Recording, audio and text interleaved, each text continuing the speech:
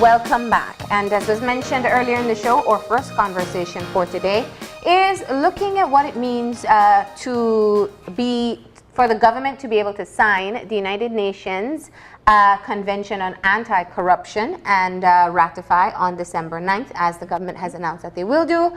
And we have attorney at law, Richard Bradley, to be able to talk to us a bit more about what this means. Good morning. Good morning to the stranger who is sitting beside you, Marlon. Good morning. How are you, Mom? Doing well, thanks. How are you? No, I can't say the same thing. First of all, I am shivering. You are? I got wet coming out of my house this morning. I live in a boat house. When I tell people that never, this or that.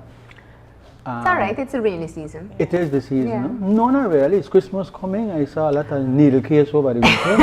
I've seen a lot of them as well, True. like all of it, and huge ones. Strange because this not normal. Well, here's the thing. I don't talk about Christmas until after November 19th. So we could One Christmas at a speak time. about, No? but one Christmas at a time. But You're let's good. All talk right. about the topic that we have here for Before today. we go into the main topic, there is at least one main subtopic, which is that thanks to the teachers of Belize who came out, and even now that Christmas is coming, they are still punishing for it because they don't know what will happen to their salaries.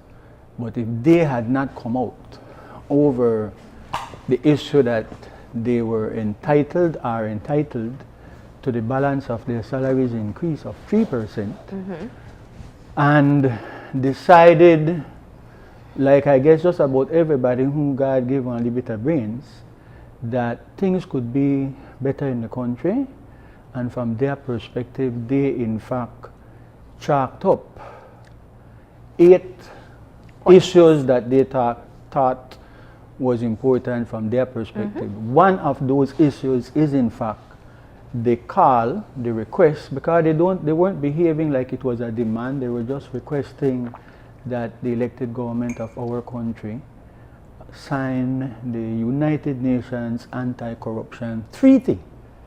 That was among a list of several issues that they thought were important. Man, then do it like all the rest of it couldn't get done. Well, I think, Dickie, that's such a good point, because if we look at the backdrop of this issue, and it is key to say how we got here and then move into what it means. The first call for the sign of this convention came from the Belize Progressive Party. And they had been pushing for it for quite some time. Last year, for the World Anti-Corruption Day, they held a press conference, they did media appearances talking about the importance for it. We saw then the Chamber of Commerce, Belize Chamber of Commerce and Industry, joining in on that call. They had an anti-corruption campaign that was launched in September at their expo, and one of the main issues was to be able to have the elected government of the day sign on to the convention as well. And lastly, with the strike taken on by the teachers, we had a commitment finally made to be able to sign on to the convention. Now, this step now is a question that had been asked since the government had announced that they would sign it on December 9th. The main question was, will you sign and later ratify, or will you sign and ratify on December 9th? And that question has been answered as of yesterday. The good news being yesterday that they would both sign and seek to ratify as early as possible. Yes. All right, well, let's take it from there then. The United Nations is an organization that I guess all democratic countries and some undemocratic ones belong to. You can apply, you can join, and you become a member. And collectively, well, let me just back up and say that in fact the United Nations was originally the League of Nations, group of nations that came out of the end of the Second World War. And in fact, at least the European world at that time was so devastated by this long war from 1939 to 1945 that a lot of countries were flat on their backs. And in fact, it was the United States emerging as the main nation in the world that really bust a lot of money, loans, equipment, and resources to bring Europe back to where they were.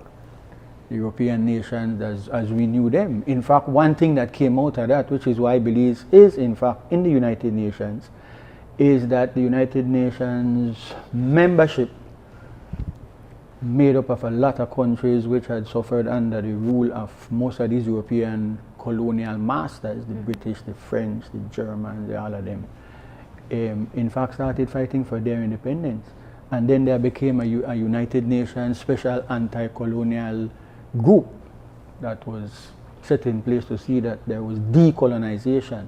Long and short of that story, the United Nations, as we now know it, made up of over 170 or 80 countries, is in fact the country that oversees serious problems in the world. They are a big failure in terms of if you live in Iraq and then a foreign power can invade your country, stay in your country. The longest war the United States has ever been in is the war in Afghanistan, which is going for 15 years. October is the 15th anniversary of this dreadful situation. So in terms of that, because United Nations is an undemocratic organization in this respect, that on top of the General Assembly, which is an assembly of all the members, is the Security Council. And the Security Council is the one that makes the big decisions, whether to impose sanctions against a country, trade sanctions, economic embargo, whether in fact to sanction a war, the way the United Nations were tricked into believing that Iraq had weapons of mass destruction, authorized certain European countries to attack and invade. In that respect, they are on the undemocratic side because it's not the whole General Assembly which makes those decisions.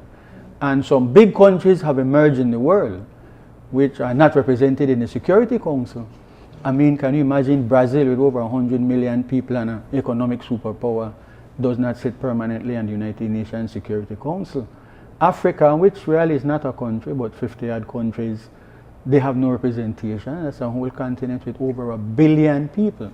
Anyhow, there is among the many treaties that are available that binds countries who must voluntarily take part is the Anti-Corruption Treaty. I want to put in a plug here because it is the United Nations which has also agreed, and their members are in fact agreed, that marijuana is a drug that is not a healthy thing.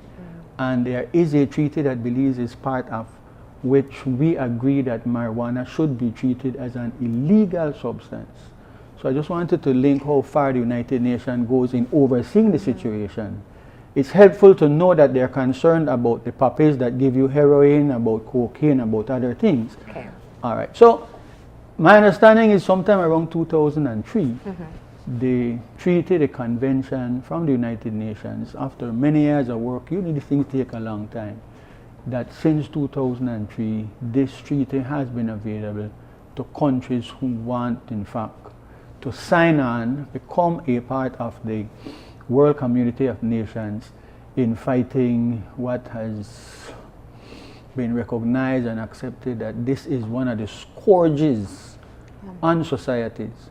When you leave corruption unabated, untackled, that is what you have. Let me just take the opportunity here to put into perspective what a convention or a country signing on, and I love that you said elected officials or elected government, because essentially it is not a party that signs on to a convention, it is a country, it's your leaders of the country. So whoever is in power will need to do implementation, no matter red, blue, green, yellow, it'll be their responsibility. The conventions we've seen before, or that those that are more commonly known, tend to work towards the protection and the equality of vulnerable groups. You know, you look at women's rights, you look at children's rights, you look at indigenous rights, you look at several other areas when you talk about vulnerable populations. So it's easy to understand, especially when conventions affect people. This particular convention, the Convention on Anti-Corruption, is more policy level and really has to take the political, I mean, it's driven completely by political will in terms of execution of the convention itself. What do you say to that? That excellent analysis of you. I don't have to say any much more because that is so important. It is easy to understand that, in fact, the United Nations stands up and put in place various mechanisms to protect what is referred to as indigenous peoples.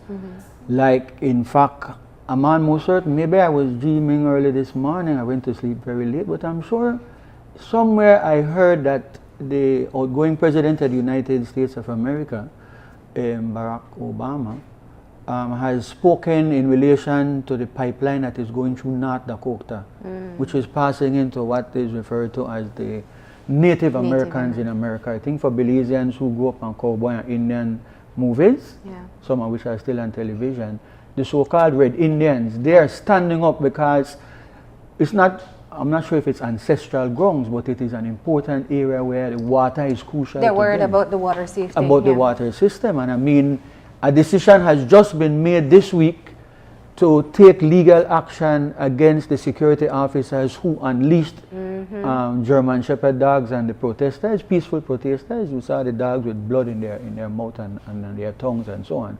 And that happened the 2nd of September, 4th of September, and we're in November, and they're just deciding we can't pretend not to know it happened, we need to take action. So I say that to say that what you have said is in fact so important, because it is easy to say, well, we stand up for the indigenous peoples who live in Australia.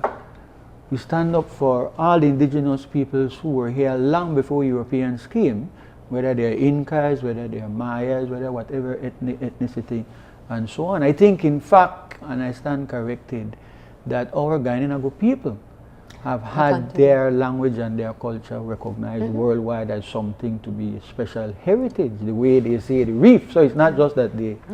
So that is important, because you're talking now about a concept, about an idea, about something that involves your government not only having the will, but that, as you say, it's not just one government in particular, it transcends those governments changing and continuing.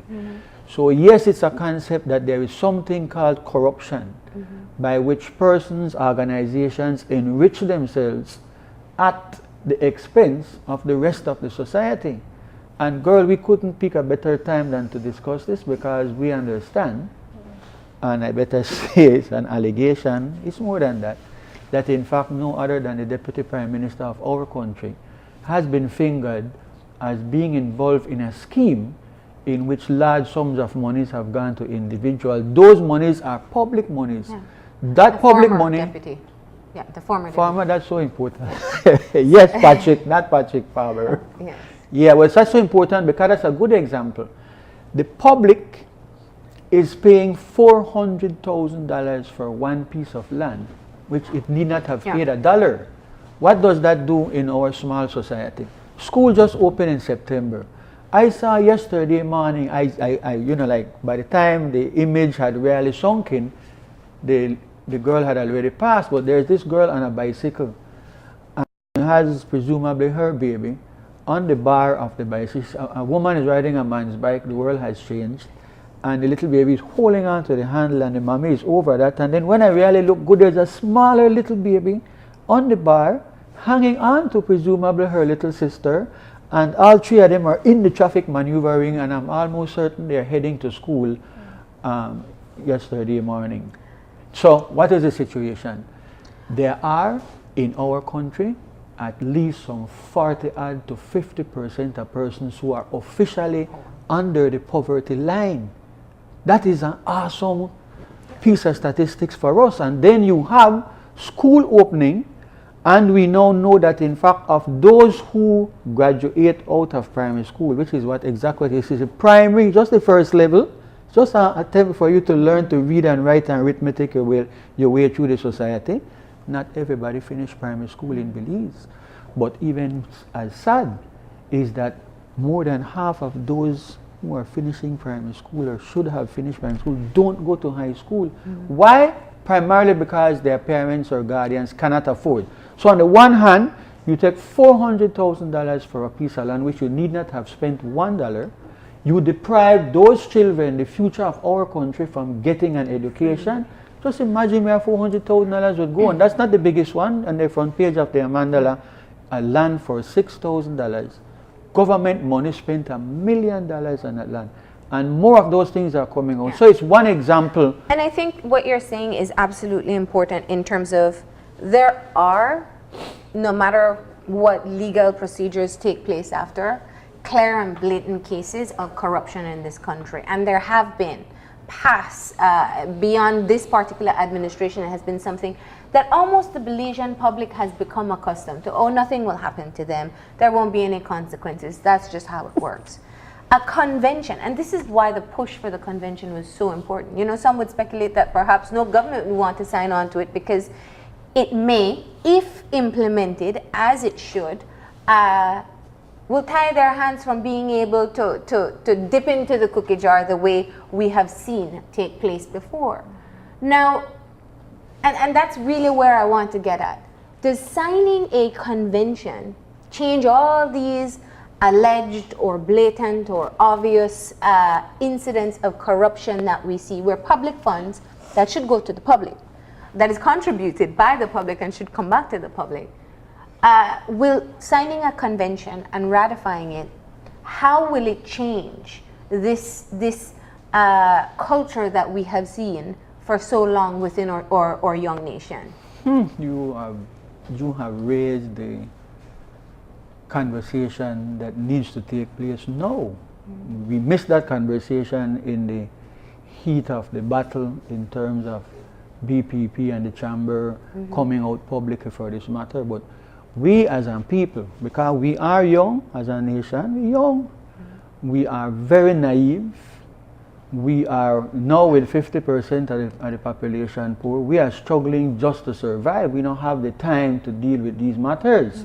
But in any society, in any organization, you can't look at those who are unable to, because there are those who are able to. Like what the teachers just exposed, that in fact you can. So yes, those who had the opportunity to get an education, don't have an understanding of how government works, a little understanding, need to see exactly what is the situation. So let me pull out my cynical robes and say to you, Marlene, that your question is the question. Let's take a look at that before we just mention that there are some things. Let's take a look at that.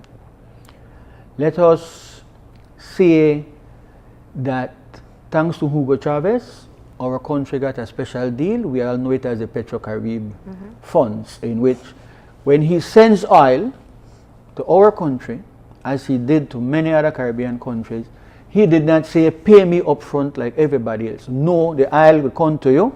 Pay me in a rice. Pay me in a lumber. You could only pay one small part, and the rest I will treat as a loan at 1% after 20 years. This is awesome what has happened, but that is another conversation that also needs to take place. So our understanding, and I heard the leader of the opposition saying that it's $375 million that has come into Belize, available to us, that this man wanted the countries around his country, in his region, to get a chance to live a better life. All that money is gone, you know. The whole Petro-Carib millions is gone, even though Belize recently, thanks to the same teachers, and in that instance, public officers and the chamber and a lot of private sector organizations, thanks to them, in 2005, this fight started that public funds are not private finances. What happened? They amended the finance and audit law in this country to make it more difficult for officials, particularly government and ministries, to mess around with public money. Anything over $10 million, you have to have public tenders. Public tenders mean you're going to fix a street in Belize City, you're going to build a road somewhere, a bridge somewhere, put up some stadium somewhere. It is publicly advertised, and they use these words a lot of people don't understand. Tenders are invited for the construction of a basketball court in San Ignacio or some tourist board issue. And then those who are in the construction business, who build, will then send in and say, I can build a basketball court X feet by Y feet for so much, I will use so much steel, I'll use so much cement, labor will cost me. And a group of persons will sit on the tenders committee and select the best tender. Now the best tender, the tendering actually says, because it's an offer, it's a contract, the lowest tender may not be accepted.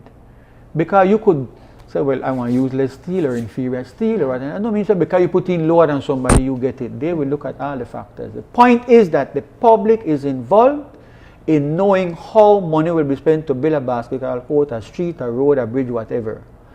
There are other safeguards, you know, when monies come into the country, like the Petrocaribbean money. The law requires, the Constitution and the Finance and other, requires that that money be put in a special fund. That special fund is public fund, which is then subject to the Auditor General and her staff doing a check on any money coming out. All of that was violated and breached, and money by the millions were being spent. So what we're saying, you could have in place procedures, you can have laws, you can even have punitive laws that anybody who deliberately take out the money or intention. But we know that in the context of Belize, corruption exists in all facets. It exists primarily in government, because that's the one that we blatantly see. We know that corruption exists in partnership with the public and the private sector, where you have preferential treatment of procurement deals. We know that it exists in terms of nepotism and the hiring of government staff. It's very clear that with this convention, it kind of provides an answer to how we can address the I guess punishment or the consequences that can be attached to this type of corruption that is definitely, you know, damaging our country, damaging our society, damaging the relationship that we have with the government. As it relates to the United Nations, you talked earlier about how it's a very old organization. It's been around since the 40s, and we know that it's the governing body in terms of conventions for hundreds of countries, of almost 200 countries. As it relates to the context of Belize, Belize is very small, we're very young, as you alluded to earlier. How do we know that this convention is going to be a step in the right direction? We know that signing on, as the government alluded to, they're going to sign and ratify. For the general public who they don't know what that means, what it means to ratify a convention, even though we have ratified several conventions in Belize. And you know, we aren't sure what that means for the public. How do we know that, one, the convention is a step in the right direction, and how do we know that ratification of it is, why should we know that ratification is important? Okay, that's a lot of questions. But you boiled it down to two to help me. I was trying to figure in. Okay, situation is this. You don't know, because I just spent like 2 or 3 minutes explaining that we have actual laws that try to protect public funds. And there are many other examples of that. But what do you know? You know, for example, as Marlene was saying, that in fact, in relation to discrimination, in relation to treating your own citizens as second-class citizens, in relation to treating your forest like, man, you could just let people burn down the forest, chop it out, and so no, we're all part of a global environmental situation. Anything you start to do in relation to protect your environment has to be good. Anything you do to put in place some measures to minimize, to deal with corruption has to be good, whether it is a foolproof system or a system that when you look at it, it has its loopholes and so. Corruption is so terrible to a young country like Belize because it deprives so many people right in front of our eyes. You can see where, for the sake of a little bit of money, life could be much better. Let me pause here before I answer the second part and say this, that right now, technology has reached the stage where you don't need to run electricity by lampposts and wires for miles and miles and miles. You can put up a thing called solar. It costs like, maybe, I don't know, I was looking at somebody's solar out there one on the island there. So you talk about maybe $900 and a person could have electricity. Look at what Marlene has in front of her.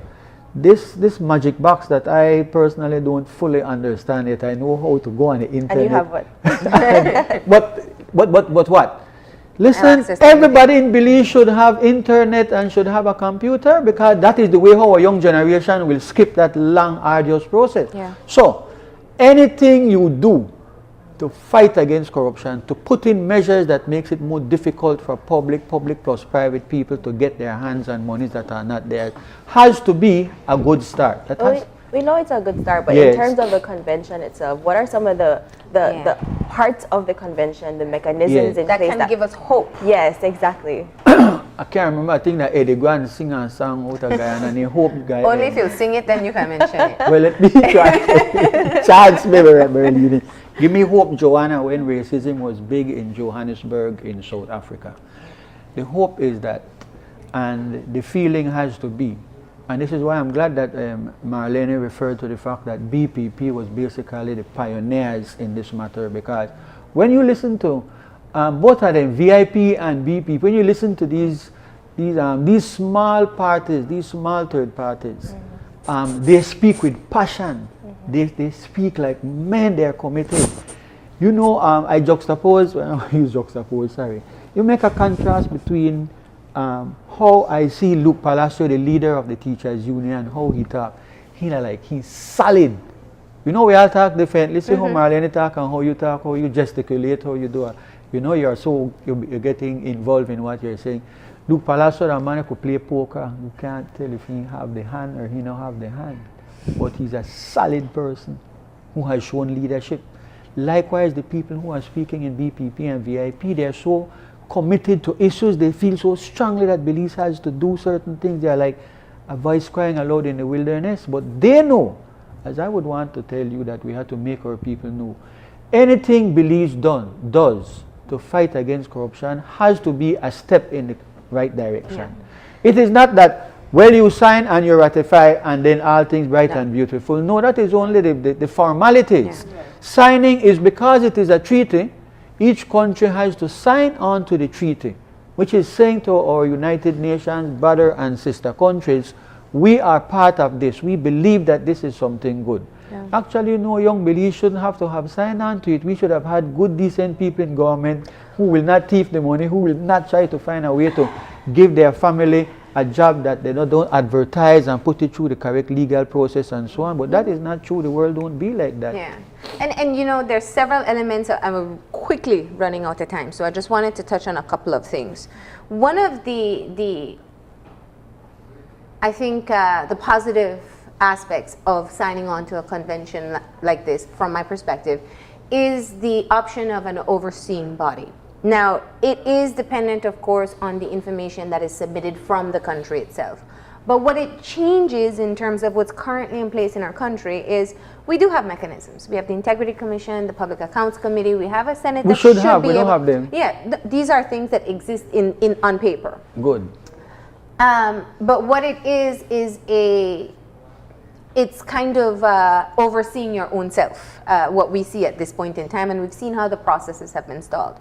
With the UNCAC, you have an overseeing body with most UN conventions like this, and it then gives us the opportunity perhaps, and I don't want to say that it is a outside body that is kind of parenting, but what it does is give an outside perspective as to whether you're making genuine efforts towards actually stopping corruption. Important, yes, because we know, those of us who keep up with what is happening around us, like mostly the journalists them, is that next door our good friends, the president of Guatemala is in jail, the vice president of Guatemala is in jail. They are accused of being involved in a scheme where they have their cronies and their handpicked people in the customs department in their country who are running a scheme where they are siphooning off tax dollars. So let's pause here and just make this point. We think we know, because the Auditor General has done a 3-volume report, that visas, and I know how your eyes are going, how they'll be like not to the naughty. Looking through the glass. Yes. Listen, we think we have a good idea of what happens and what can happen. Basically, to be a little cynical, is that visas and passports and citizenship in Belize has been used as a way of enriching politicians who are in government. They found a way. The Chinese have there's a big trade in Chinese coming over to the western part of the world to get into the United States of America mainly. There are people out there who will pay you $25,000 if you can find a way for a Chinese to fly from China to Cuba. There are two communist countries. They have no problem in flying back and forth there. The Chinese reach Cuba. They're also going to Panama and countries alongside us.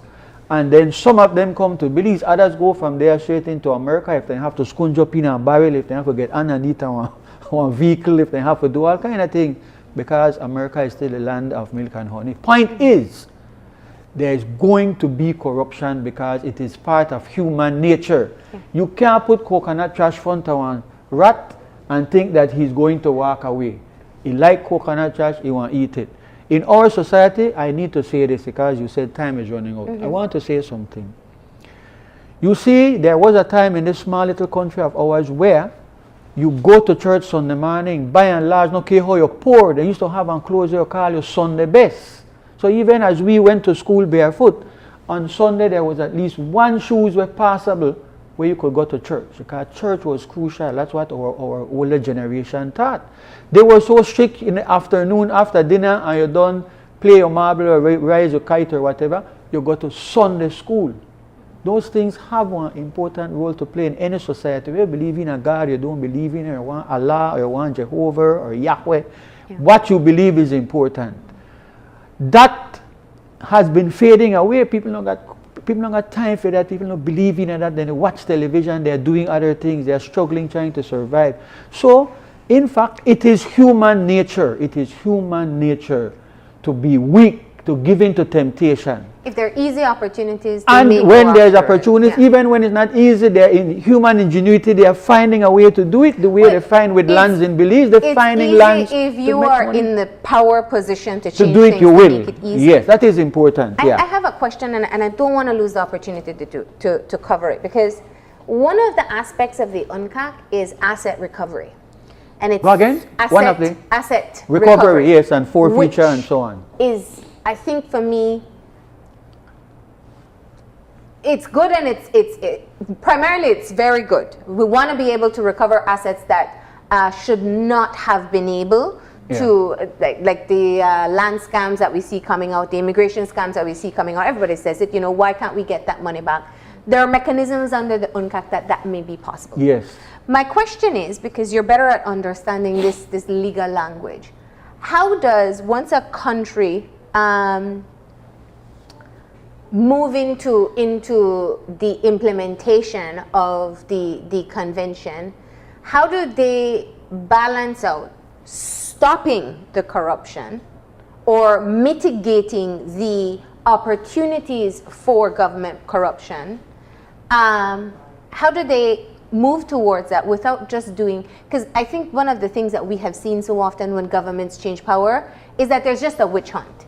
Instead of changing what is happening right now, I want to go back and point out everything that has happened before, while in the present day situation I'm possibly doing the same, giving the next administration an opportunity to do a witch hunt on me. So how are there mechanisms to be able to balance both within the Yes, as far as human beings are able to put in place situations, I think it's Article 5 of the convention. But let me answer your question, the last part of your two-part question. Ratifying the treaty. You can sign any treaty. There are many treaties that Belize signed. Ratifying the treaty is that in law, under the Constitution of Belize, any treaty signed must be ratified, formally accepted and entered into the legal process in Belize. And so ratification means, I'm not just initial this thing that I want to do it. I have gone to the stage where I have signed that I will now implement it. So the ratification of the treaty means the treaty now becomes something that Belize is obliged to put in place. It's going to take a while for them to do it because the government is most reluctant. They didn't want to do this. They did it because they was fearful that the teachers' strike would blossom into other things, but the opposition dropped the ball, and the other groups, especially the other unions, did not understand the gravity of the situation that they were finding themselves in. So the implementation now answers your question. What can we do? Other countries who have put in place, implemented measures to fight corruption, nothing is new under the sun according to Ecclesiastes in the Holy Bible. There's nothing new under the sun. So we're not going to sit down and try to draft out nothing, you know. We just want to say which country was similar to Belize, Barbados, Jamaica, maybe Botswana, maybe Gambia, Kenya. Look at their system of government and see they have implemented, they have started. We go and thanks to that miracle machine there, you don't have to fly on a plane and go look through all their archives. You get on the internet and see what legislation has been put in place in that country. You take that and you adapt it, changing it to suit your different situation. So what you do is you will first of all have to have the support and backative of the law. So you pass a law. These laws will then contain punitive measures. Any minister who signs any land transferring a land which did not belong to the government, which should not have been transferred, and he transferred it for some kind of monetary gain, in some cases you can trace it back, he is going to end up where Belize people have been crying. Can you imagine? I read once in the Bible how when they were taking in the Ark of the Covenant into Jerusalem, how the great King David was on the street dancing. His wife looked through the window. This man, they dance, so all the private parts, they show where he they jump up on carnival and bacchanal, so happy. You imagine the dancing that would take place in Belize if a couple of these big shot ministers were ordered by the Supreme Court to go and spend 2 years in prison for doing what they are doing to the people of this country. Listen, when they do it, then they do with passport, visa, citizenship, with land, with putting their cronies into high positions, with doing all kind of things. When they do that, they are actually hurting hundreds and thousands of Belizeans in this country. You know, it's a direct relationship to what they are doing. So yes, Marlene, we would have to put in place punitive measures. Right now, for example, under the drugs law, it's called the misuse of drugs law. If you gain something through the sale of drugs, the law says it can be confiscated. The law right now, and they implemented it last week in Belize City, that somebody was driving a vehicle belonging to them that had in 2 sacks of marijuana. It's a large amount of marijuana. Anything over 60 grams of marijuana is drug trafficking. They confiscate the vehicle. They could confiscate your boat, your house, anything which is the proceeds of selling drugs. That is the law in this country. As you say, there is 2 sides to it. It's a harsh law because how are you going to take somebody's house and lot? But yet that is the law. Likewise, for all these laws that we will be required to put in place, an organization, a body, a person that will be required to put in place, they say the devil is in the details. That is where the system will trick us and make we think that they are fighting corruption, but they are fighting it with maybe 2 hands back a turkey fight. The politicians don't want to fight no corruption. They don't go into government to make life better for us, you know. I have to take your approach that you did with the convention. We need to understand this, and since we are finishing, let us say this. The people in power, whichever party they come from, they go into power to become rich. They want to turn like Puff Daddy and P. Diddy and J-Lo and Beyonce and so got fancy SUVs, and you look on their house, you want to say, what is going on in Belize? Why is somebody... I'm sorry to say this. When I'm driving into Belmopan, I see a thing that looks like the Tower of Babel. I know I shouldn't talk about people thing, but listen, you only sleep in a 1 bed, man. You can only use 1 bathroom. You can only use 1 kitchen and 1 parlor. Why are people building multi-million-dollar homes in a small country like Belize? Yeah. And other things. Why you want to drive around in a $300,000 government vehicle when children can't go to school? So let us say it right outright. The people who go into politics, 90% of them want to get into government so that they can enrich themselves and their families. We need to know that. So we need to be on the lookout, like BPP and VIP, that every piece of legislation where these politicians jump up and bawl and make a big fuss that we are fighting corruption, we need to look to see if that is really effective. Yeah. We need to see that the persons who are being put in place to assist that these things are being implemented are not some political cronies who are just there to stymie and to make it difficult to implement these matters. Why do we say that? We say that from our bitter experience of watching how you change government from one to the next. They promise you there'll be accountability and transparency, and they get in there and do the opposite. So we know they are not our friends in these matters. They are the enemy. The politicians in office, the ministers, the people who call themselves honorable. Nobody called Barack Obama honorable, you know. The Americans show that foolishness. How can you call somebody honorable and they are so dishonorable? So we, the people of Belize, you in the media, need to put in place mechanisms where you monitor and scrutinize.